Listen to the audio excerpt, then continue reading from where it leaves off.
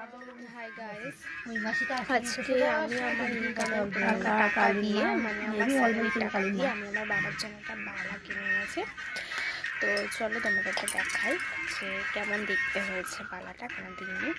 তো চলো দেখাচ্ছি একবার তোমাদের। এক হাত দিয়ে বার করতে হচ্ছে, অসুবিধা হচ্ছে। রূপোর বালা করে এনেছি, তো এই জাস্ট কিছুক্ষণ আগে এনেছি, এখনো মানে দিইনি, মানে এটা বার্থডে গিফট, তো বার্থডের জন্য করে এনেছি। দেখো, প্লিজ কমেন্টে জানিও যে কেমন হয়েছে বার্থডে গিফটটা। দাঁড়াও তোমাদের ঠিক করে দেখাচ্ছি।